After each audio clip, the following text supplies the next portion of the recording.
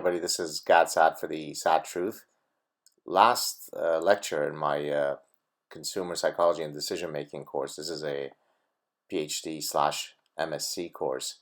The topic of the lecture was hot cognition, namely the idea that when we're studying decision making, we should look at decision making not simply as a cold calculational endeavor, but rather we should incorporate things like lust, hunger, anger, all those hot elements into our discussion of decision making. Now, this might surprise you to think that, how come economists have not traditionally incorporated these within their classical, decision making models? Well, the reality is they haven't.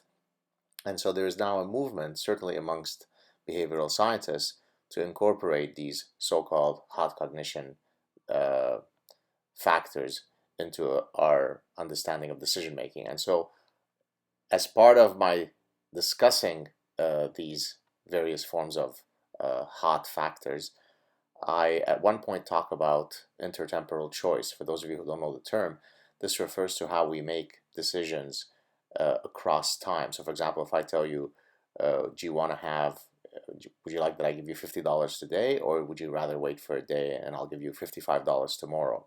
And so typically what you do is, if you want to understand whether somebody is present oriented or more future oriented, or think of it in terms of another personality trait, are you an immediate gratifier or a delayed gratifier? You need something now, you need the reward immediately, or you're willing to wait until some future date.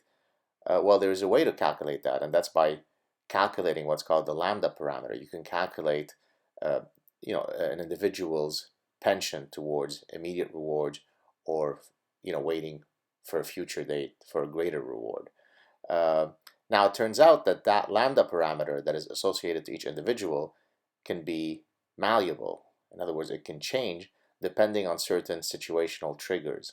And in the consuming instinct, I specifically describe two studies that demonstrate how evolutionary based triggers can alter people's navigation through this intertemporal choice in very interesting ways. So what I thought I would do today is simply read for you a passage from my book, The Consuming Instinct, on page 273 and 274.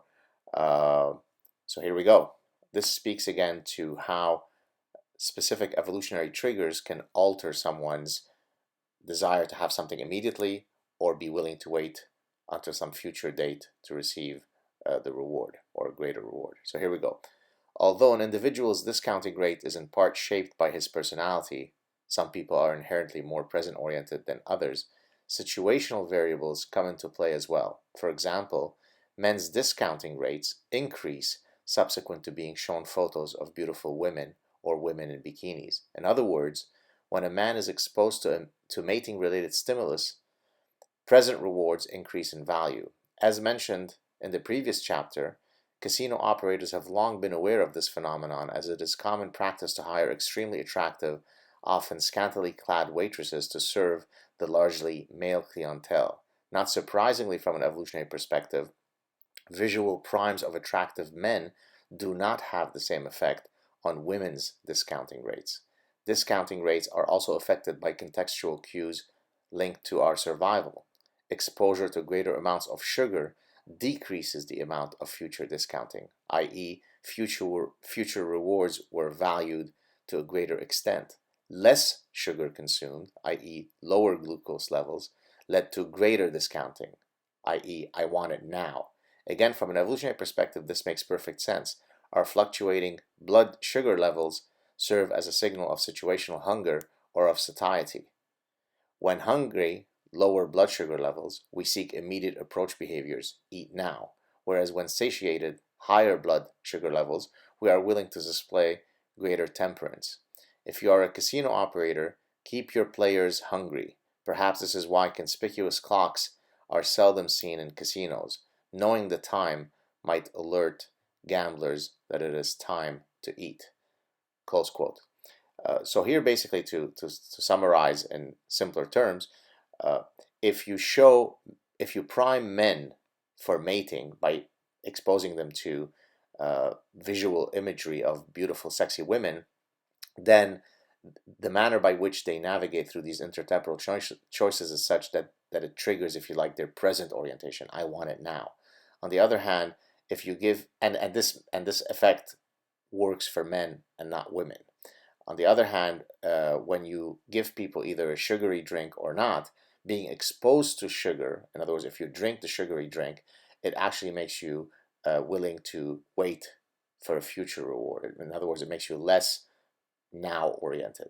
And so here are two examples, one from mating, one from survival, that demonstrates how these evolutionary relevant variables can alter the manner by which we make decisions. So there you have it, folks. This is two great examples of studies that marry, if you like, evolutionary principles with decision making. Have a great weekend, everybody. I'll talk to you soon. Ciao.